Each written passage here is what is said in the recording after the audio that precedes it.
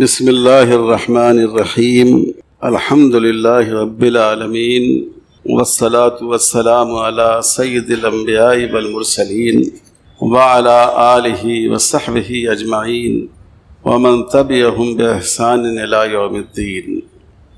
محترم بزرگوں، دوستوں اور دینی بھائیوں، مجلس تحفظ ختم نبوت کی اس پروگرام میں آپ لوگ صبح سے تشریف فرما ہیں۔ آپ میں سے کن لوگوں نے اس تربیتی کیمپ میں شرکت کی ہے؟ ہاتھ اٹھائیے۔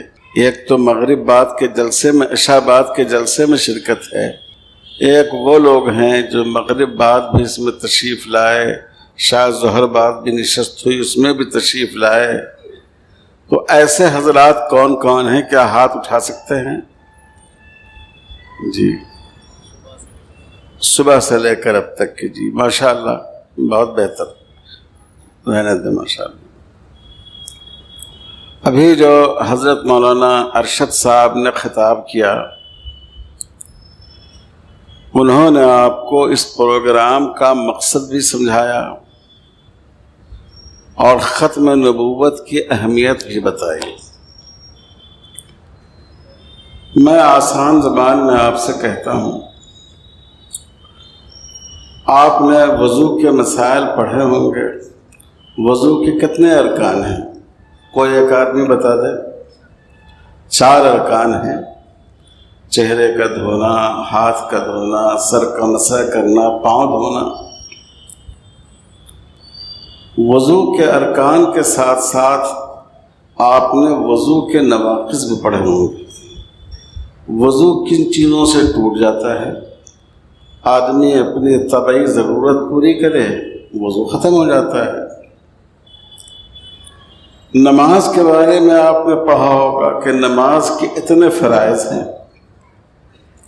قیام ہے، رکوع ہے، سجدہ ہے، قعدہ اخیرہ ہے، قرآن مجید کی قراءت ہے، وغیرہ وغیرہ۔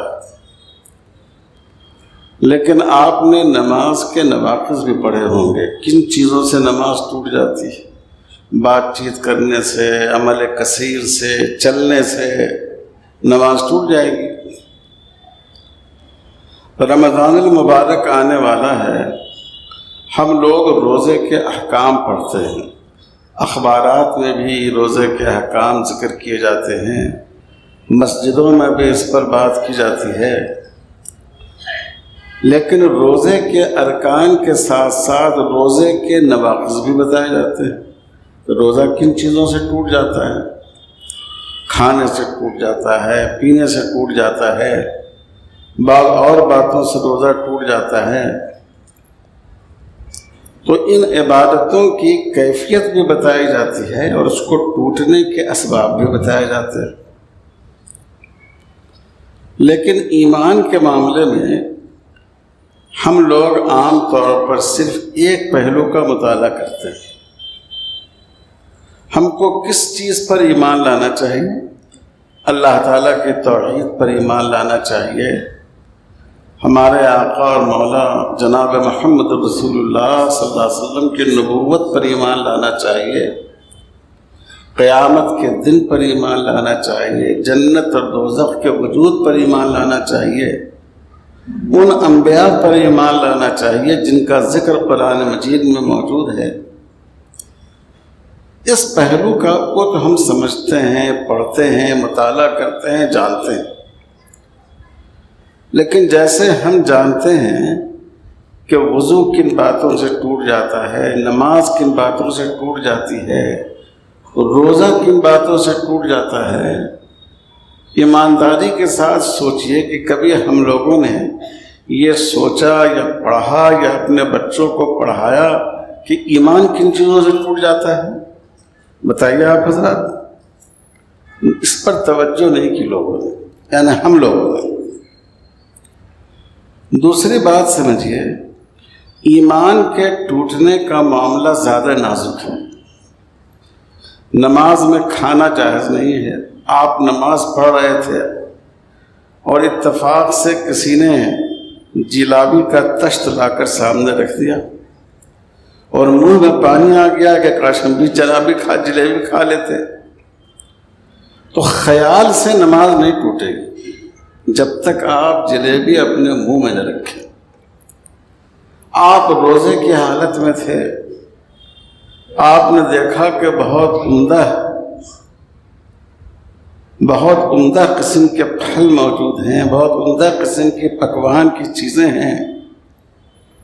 آپ کی طبیعت میں لالچ پیدا ہو گئی کہ کاش ہم اس کو کھاتے. کھایا نہیں آپ نے، صرف آپ کے دل میں خواہش پیدا ہوئی.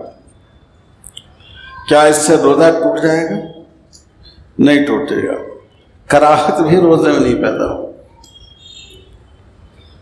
تو نماز ہو، روزہ ہو، وضو ہو، یہ دل کے خیال سے نہیں ٹوٹتا ہے. نماز اس وقت تک نہیں ٹوٹے گی جب تک زبان سے آپ کسی چیز کا تلفظ نہ کریں. روزہ اس وقت تک نہیں ٹوٹے گا جب تک کھانے پینے کی کوئی چیز آپ اپنے منہ میں نہیں رکھ لیں.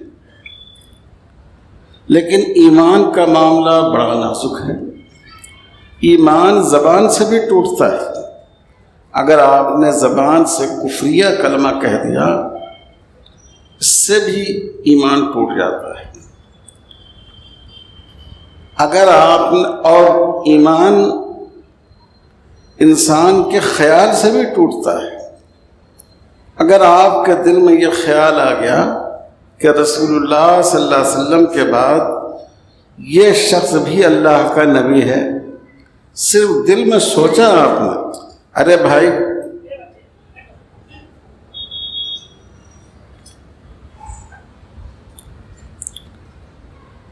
آپ نے صرف دل میں خیال کیا، زبان سے کہا نہیں آپ نے، ایمان ٹوٹ جائے گا.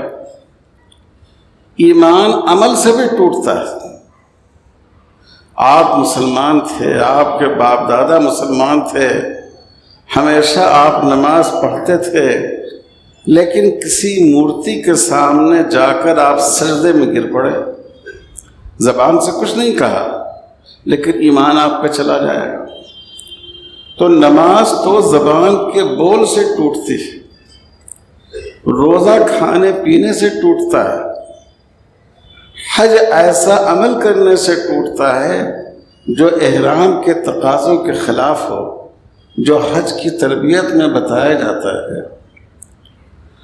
لیکن ایمان ایسی چیز ہے کہ زبان کے بول سے بھی ٹوٹ جاتا ہے، دل کے خیال سے بھی ٹوٹ جاتا ہے، عمل سے بھی ٹوٹ جاتا ہے. تو آپ سوچئے کہ نواقض ایمان کو توڑنے والی چیزوں کا معاملہ زیادہ نازک ہے یا نہیں؟ آپ حضرات محسوس کر رہے ہیں کہ ہم نماز کے بارے میں پوچھتے ہیں، علماء سے پوچھتے ہیں کہ فلاں بات ہو گئی، میری نماز ہوئی یا نہیں ہوئی، کہیں نماز ٹوٹ تو نہیں گئی. رمضان کے مہینے میں ہم لوگوں کے پاس صبح سے لے کر افطار تک لوگوں کا فون آتا رہتا ہے، فلاں بات ہو گئی، ہمارا روزہ ٹوٹ تو نہیں گیا. لیکن شاذ و نادر ایسا ہوتا ہوگا کہ کوئی شخص فون کر کے کہے کہ حضرت فلاں بات ہو گئی ہے، میرا ایمان کہیں ٹوٹ تو نہیں گیا، کہیں میں ایمان سے محروم تو نہیں ہو گیا. یہ صورتحال ہے یا نہیں ہے؟ بتائیں آپ حضرات، صورتحال ہے. ہم اس کے بارے میں کبھی سوچتے نہیں. اس کی وجہ کیا ہے؟ نماز کے بارے میں ہم یہ سمجھتے ہیں کہ نماز کا شروع کر دینا کافی نہیں ہے، نماز کو ختم کرنے تک نماز والے عمل کو قائم رکھنا ضروری ہے.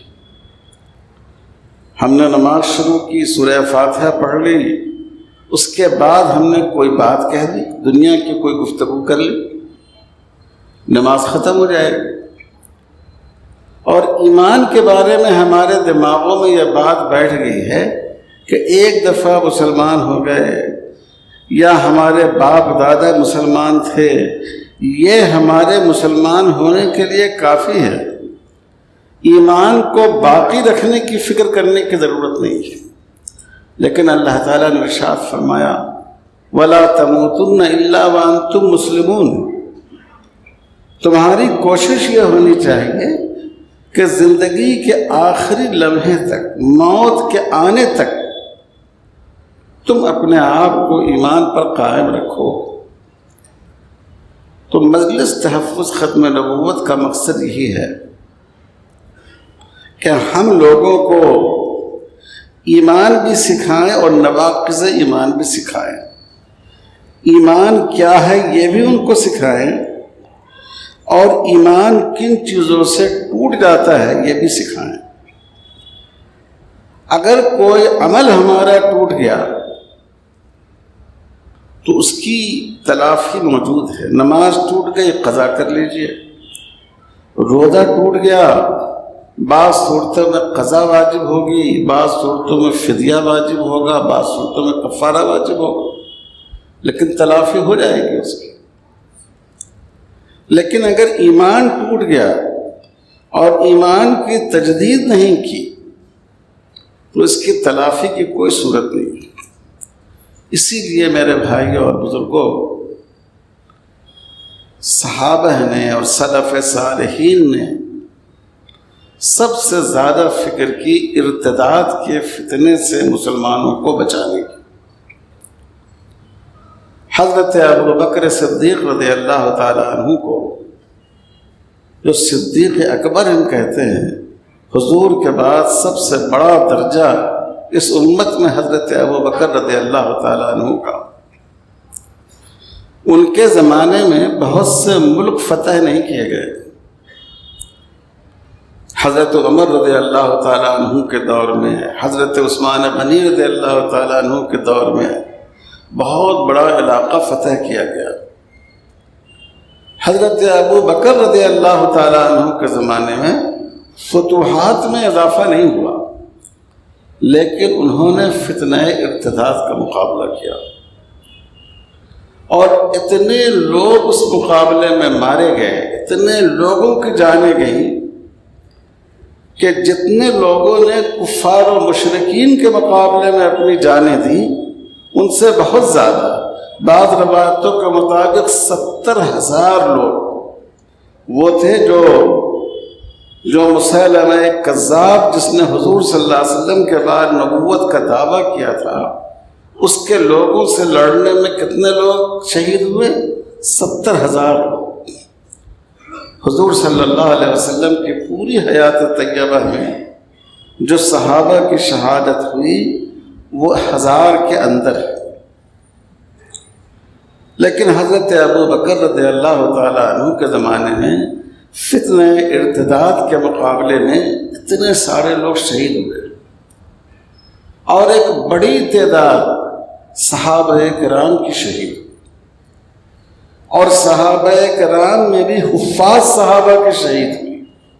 اسی کے بعد حضرت ابو بکر رضی اللہ تعالیٰ عنہ کو خیال ہوا کہ قرآن مجید کو باضابطہ کتابی صورت میں جمع کر دینا چاہیے، اتنے حفاظ شہید ہو گئے، خدا نخواستہ ایسا نہ ہو کہ ایسے واقعات پیش آتے رہیں اور حفاظ دنیا سے ختم ہو جائیں اور قرآن مجید کی حفاظت مشکل ہو جائے۔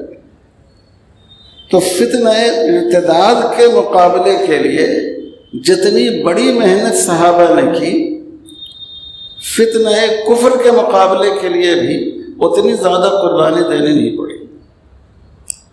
اور خلفاء راشدین میں چوتھے خلیفہ سیدنا حضرت علی مرتضیٰ رضی اللہ تعالیٰ عنہ، انہوں نے بھی فتنہ ارتداد کا مقابلہ کیا۔ اس فرقے کو کہا جاتا تھا خوارج۔ وہ صحابہ کی بڑی تعداد کو اور مسلمانوں کو کافر قرار دیتے تھے۔ حضرت علی رضی اللہ تعالی عنہ نے ان سے جہاد کیا، جیسے حضرت عمر، حضرت عثمان رضی اللہ تعالی عنہ کے زمانے میں اسلامی سلطنت کا دائرہ وسیع ہوا، ویسے ہی حضرت ابو بکر اور حضرت علی رضی اللہ تعالی عنہ کے زمانے میں جو داخلی فتنہ تھا، ارتداد کا فتنہ، ان دونوں صحابہ کرام نے ان فتنوں کا مقابلہ کیا۔ تو میرے بھائیوں اور بزرگوں، اس سے اندازہ کیجئے کہ اس فتنے کی کتنی زیادہ اہمیت ہے۔ اور آپ آج جس مسجد میں بیٹھے ہوئے ہیں، اس مسجد کی کیا خصوصیت ہے دوسری مسجدوں کے مقابلے میں؟ کوئی آدمی بتائے کیا خاص بات ہے اس مسجد کی، کیا شہرت ہے اس مسجد کی؟ کوئی آدمی بتائیے۔ یہ دعوت و تبلیغ کے کام کا مرکز ہے۔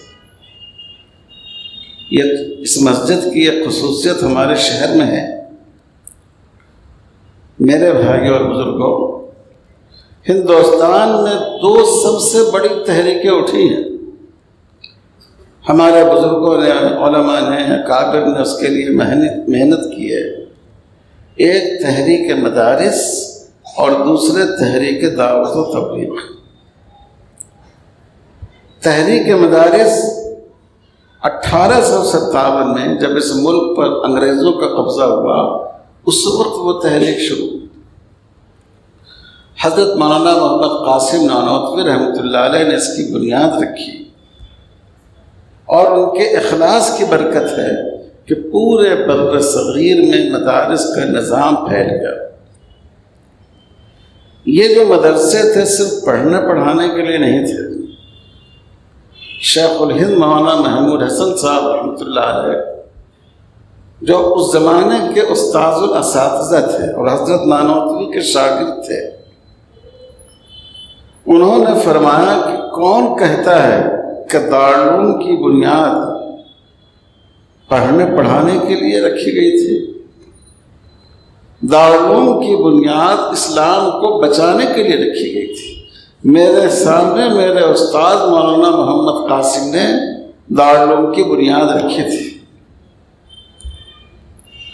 اور دوسری تحریک دعوت و تبلیغ کی کب شروع ہوئی؟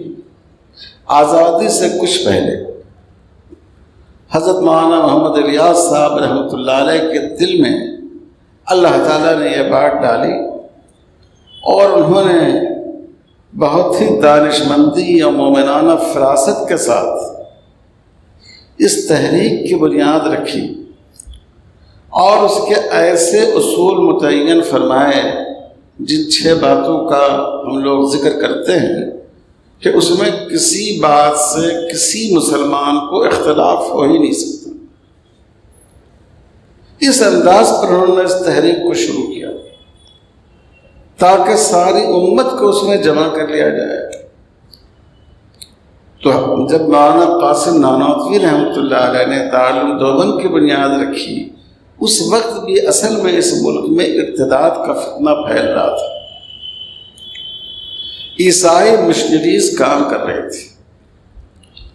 اس زمانے میں جو وائسرائے تھے برطانیہ کی طرف سے، انہوں نے برطانیہ پہنچنے کے بعد بیان دیا کہ ہم نے ہندوستان میں ایسا طریقہ تعلیم، ایسا ایجوکیشن سسٹم قائم کیا ہے کہ ہمیں یقین ہے کہ جیسے یورپ کے لوگ، ہمارے دادا پردادا آبا و اجداد ایک ساتھ عیسائی بن گئے تھے، یہ جو بر صغیر ہے یہاں کے لوگ بھی عیسائی بن جائیں گے۔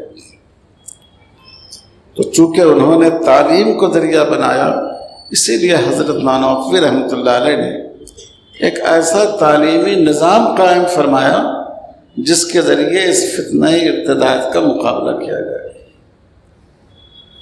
اور جب یہ ملک تقسیم ہو رہا تھا 1947 میں، اس سے کچھ عرصہ پہلے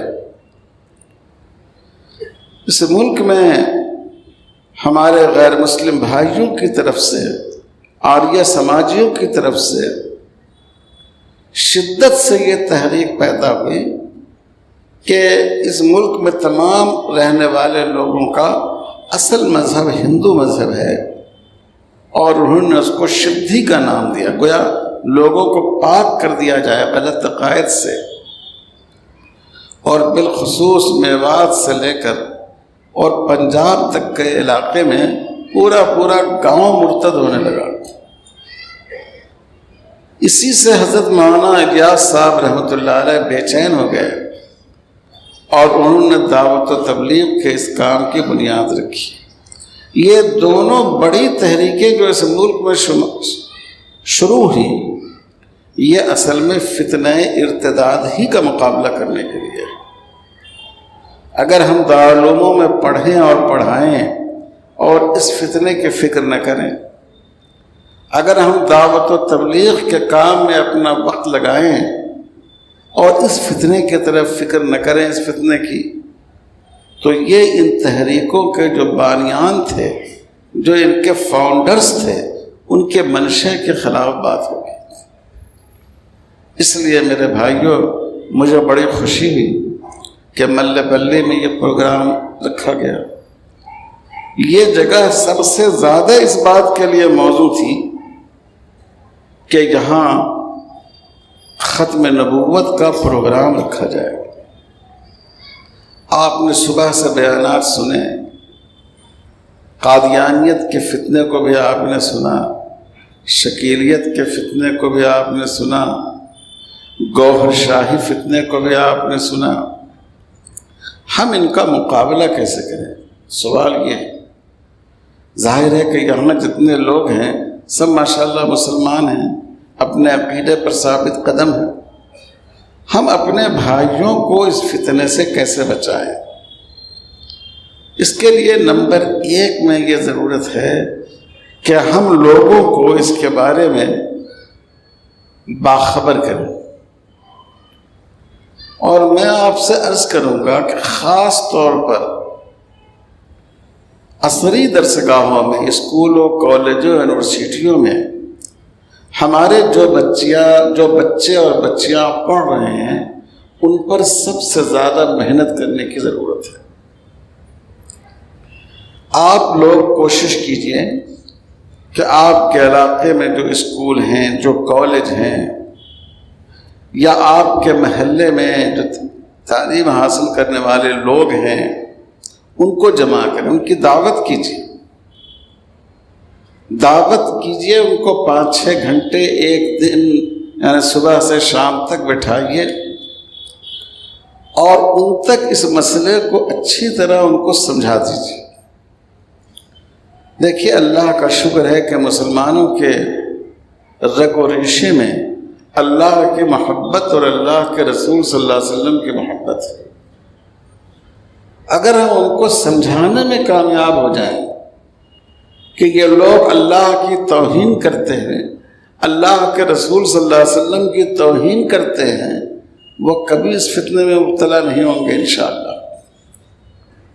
تو پہلی ضرورت یہ ہے کہ ہم لوگوں کو نالج فراہم کریں، ہم ان کو معلومات فراہم کریں۔ اصل میں ایک بہت بڑی کمی یہ ہو گئی کہ نوجوانوں سے ہم لوگوں کا رابطہ نہیں رہا۔ ہمارا رابطہ مسجد میں آنے والوں سے ہے، اور اس فتنے میں زیادہ مبتلا ہوتے ہیں مسجد میں نہ آنے والے لوگ، جو اپنی غفلت کی وجہ سے مسجد میں نہیں آ پاتے۔ اور دوسرا مسئلہ یہ ہو گیا کہ ہم جیسے لوگ جو عالم کہلاتے ہیں،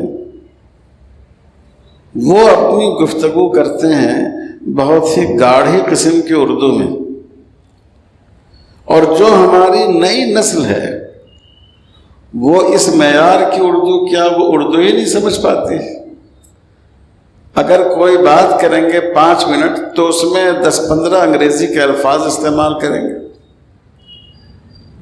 تو یہ گیپ ہو گیا، لینگویج گیپ۔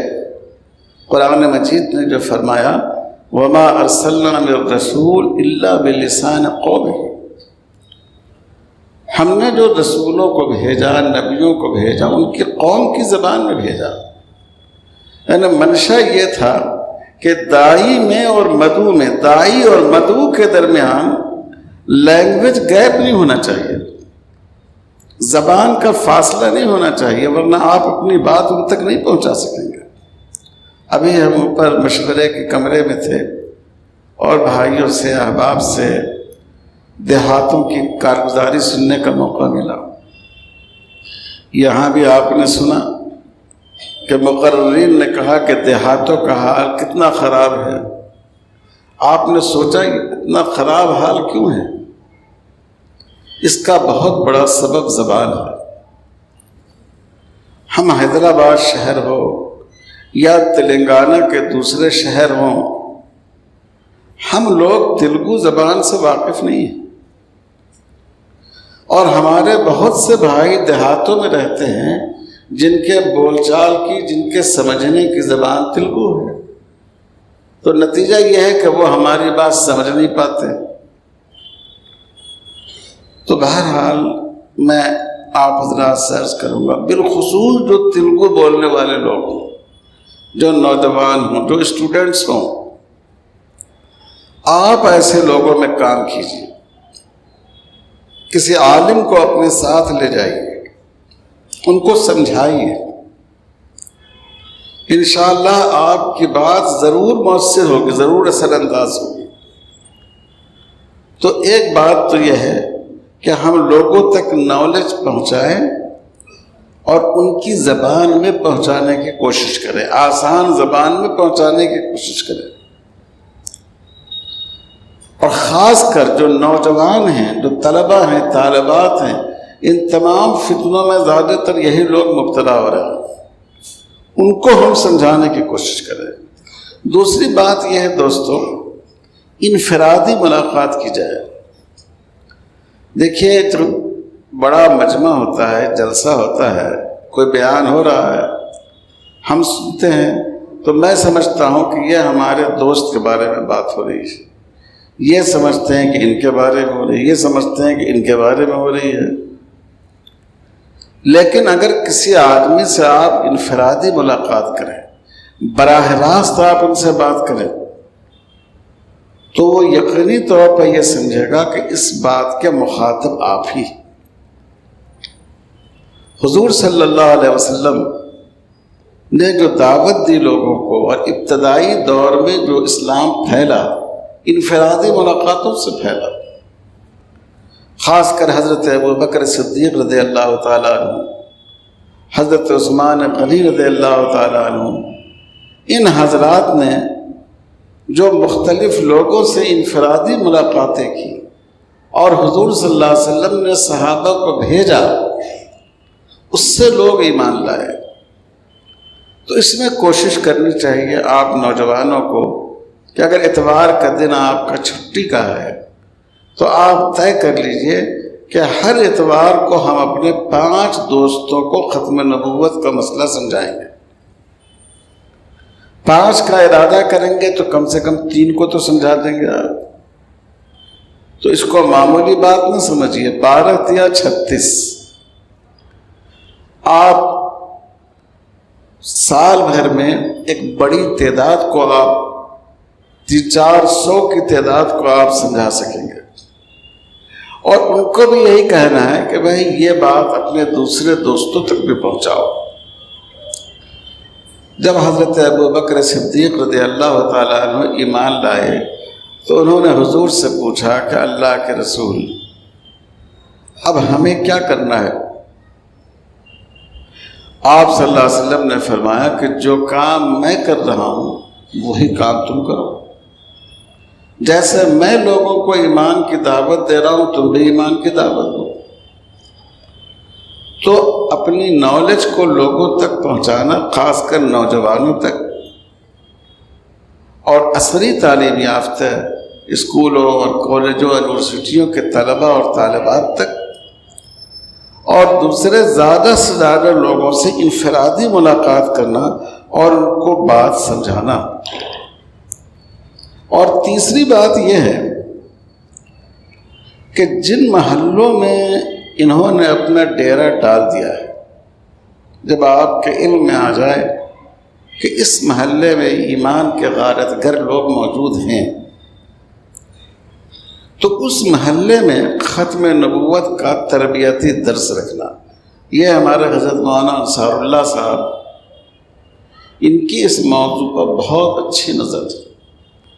میں سمجھتا ہوں اس شہر میں شاید کسی کی قادیانیت اور ختم نبوت کے مسئلے پر اور قادیانی لٹریچر پر اتنی نظر، اور بات بھی سنجیدہ کرتے ہیں، جو آدمی کو سمجھ میں آ جائے جس کو آدمی کا ذہن قبول کرے،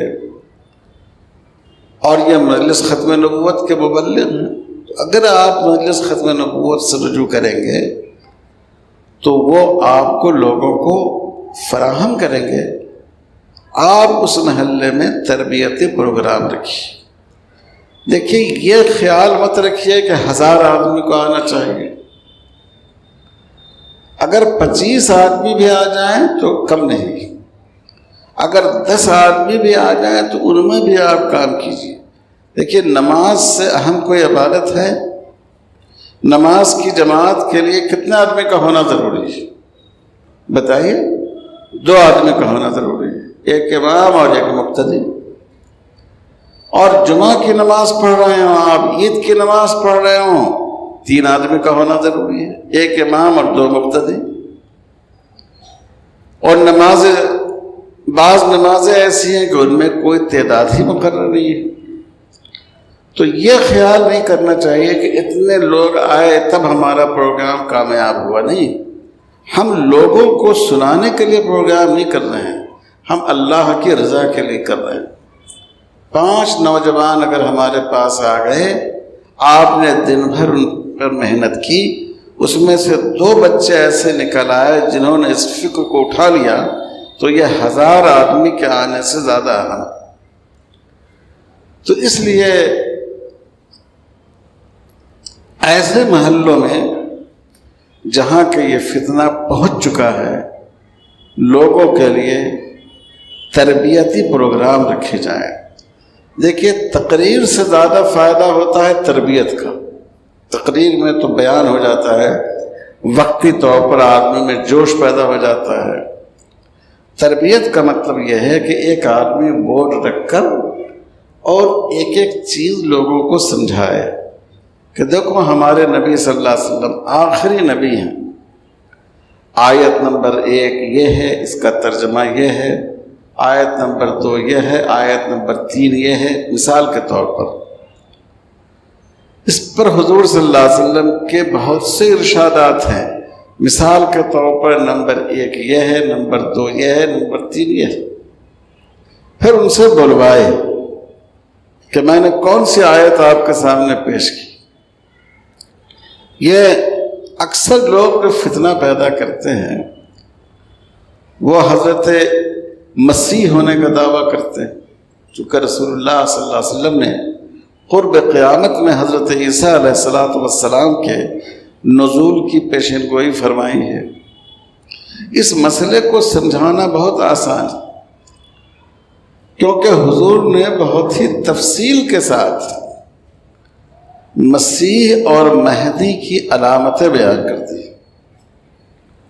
علامت لکھتے جائیے ایک طرف، اور نوجوانوں کو بتائیے کہ دیکھو فلاں آدمی کے اندر کیا یہ علامت پائی جاتی ہے۔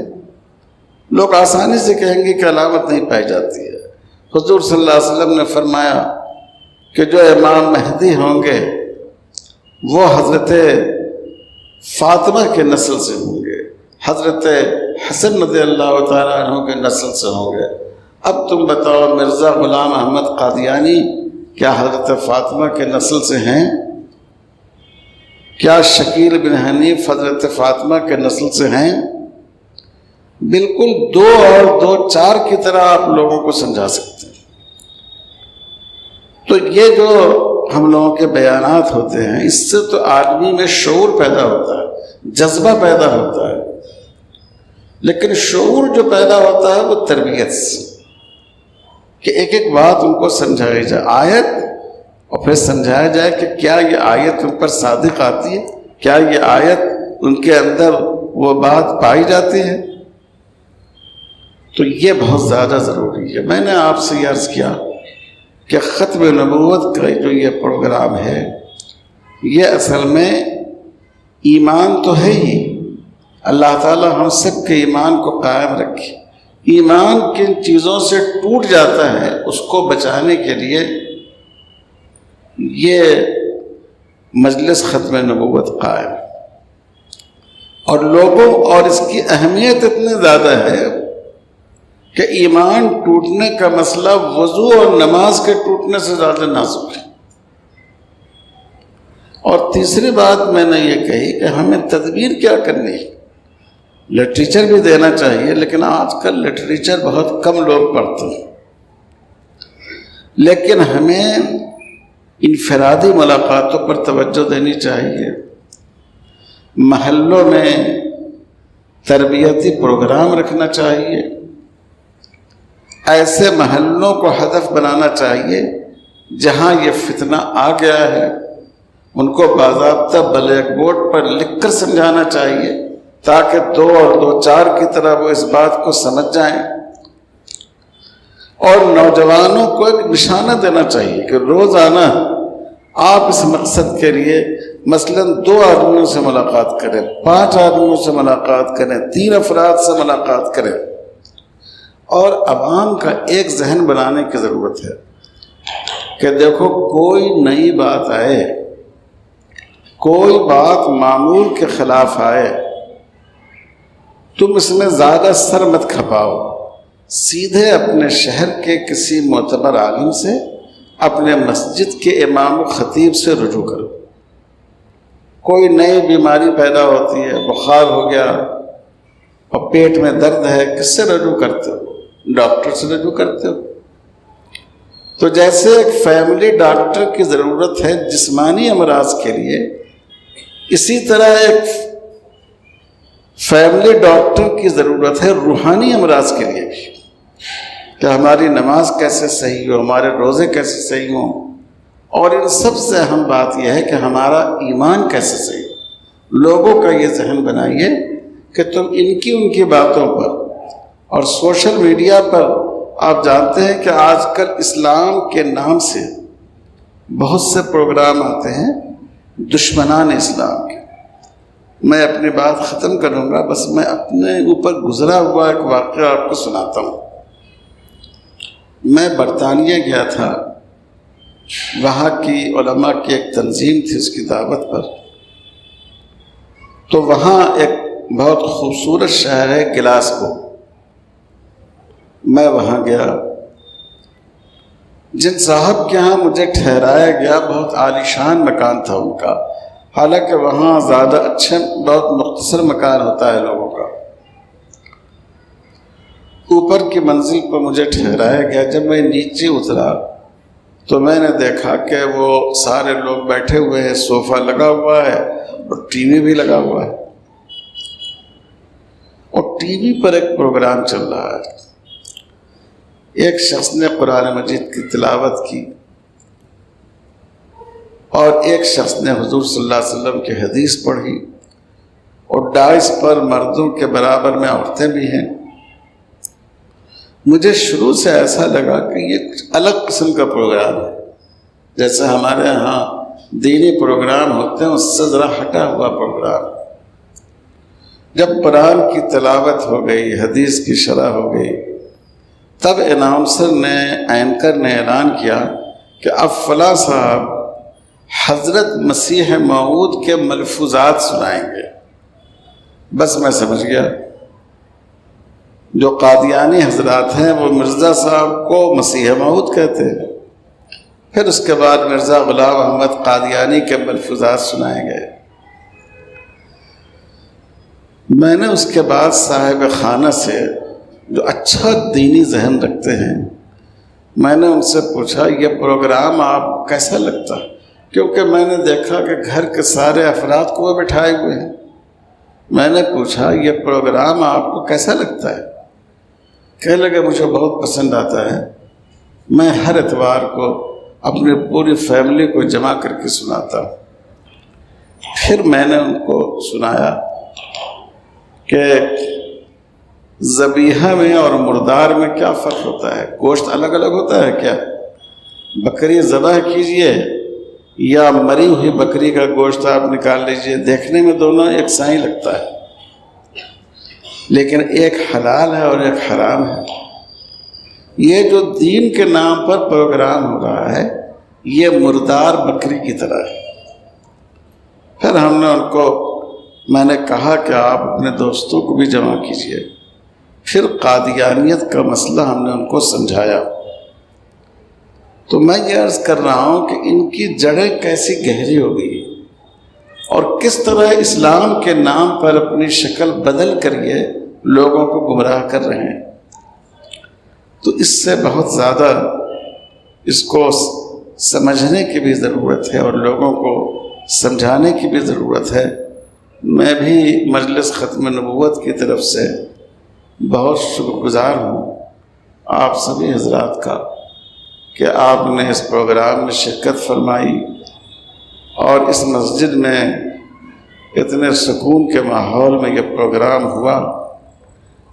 اللہ تعالی ہم سب کو ایمان پر ثابت قدم رکھے، ہماری نسلوں کو ایمان پر ثابت قدم رکھے، اور جیسے ہمارے آباء و اجداد نے ہم تک ایمان کی اور دین کی دولت پہنچائی ہے، ہم اگلی نسلوں تک اس دولت کو پہنچا سکیں۔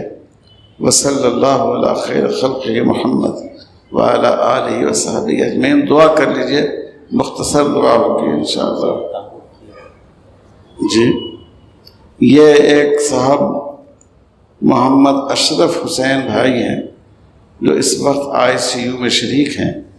ہم سب لوگوں کو چاہیے کہ ان کے لیے صحت و شفا کی دعا کریں۔ اللہم صلی علی محمد وعلی آلہ وبارک وسلم۔ ربنا ظلمنا انفسنا وان لم تغفر لنا وترحمنا لنكونن من الخاسرین۔ ربنا لا تزغ قلوبنا بعد إذ هديتنا ربنا لا تزغ قلوبنا بعد إذ هديتنا اللهم ثبت قلوبنا وقلوب أبنائنا على دينك دين الحق۔ اے اللہ ہم سب کے ایمان کی حفاظت فرما۔ اے اللہ اس وقت مسلمانوں پر مختلف جہتوں سے ان کے ایمان کو چھیننے کی کوشش ہو رہی ہے، برادران وطن کی طرف سے بھی اور یہ ہم رنگ باغیان دین کی طرف سے بھی۔ رسول اللہ صلی اللہ علیہ وسلم کی سے ختم نبوت کا لباس چھیننے کی کوشش ہو رہی ہے۔ اے اللہ ان تمام فتنوں سے مسلمانوں کی حفاظت فرما۔ اے اللہ ہماری نسلوں کو ایمان پر ثابت قدم رکھ۔ اس ملک کا رشتہ ہمیشہ جناب محمد رسول اللہ صلی اللہ علیہ وسلم کے دامن نبوت سے قائم رکھ۔ اے اللہ عقیدہ توحید پر، عقیدہ رسالت پر، عقیدہ آخرت پر جیسی تعلیم حضور صلی اللہ علیہ وسلم نے دی اس کے مطابق یقین رکھنے اور عمل کرنے اور اگلی نسلوں تک پہنچانے کی توفیق عطا فرما۔ اے اللہ بالخصوص ہمارے نوجوانوں کی جو ناواقفیت کی وجہ سے ان فتنوں کا شکار ہو جاتے ہیں، اے اللہ ان کی حفاظت فرما۔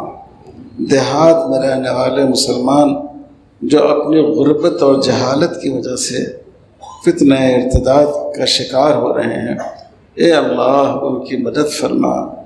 ہمارے بزرگوں نے اس ملک میں جو کوششیں کی ہیں اسلام کی حفاظت کے لیے اور دین کی حفاظت کے لیے، ہمیں ان کوششوں کو طاقت پہنچانے کی اور اس کو آگے بڑھانے کی توفیق عطا فرما۔ جتنے لوگ بیمار ہیں سب کو صحت و شفا عطا فرما۔ بالخصوص جن صاحب کے بارے میں بھی پرچی آئی تھی، اے اللہ ان کو صحت اور شفا عطا فرما، ان کے ساتھ عافیت کا معاملہ فرما۔ وصلی اللہ علی خیر خلقہ محمد وعلی آلہ